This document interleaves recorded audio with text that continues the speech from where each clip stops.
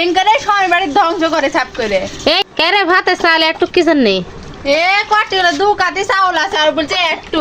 আমি আসিছি তাই জন্য আজকে এতটুকু কত চাল খাবে বাসরে মুলেতে এঙ্কারে সবাই বাড়ি ধ্বংস করে ছাপ করে।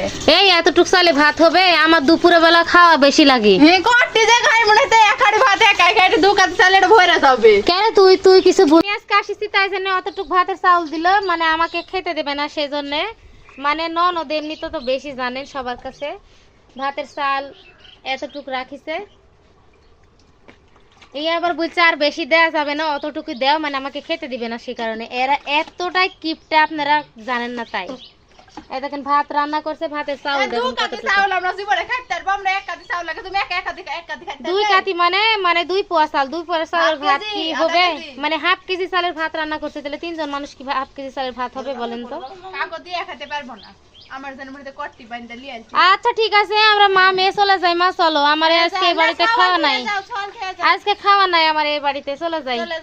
আচ্ছা আপনারাই দেখেন খালি বাবার বাড়ি থেকে যখন স্বামীর বাড়িতে যায় তখন আসলে পরে পর হয়ে যায়। হ্যাঁ। এটাই তার পরিচয়। হ্যাঁ এটাই বাস্তব। কেরে ভাতে চাল একটু কি জানি এ কটিগুলো দু কাতি চাউল আছে আর বলছে একটু।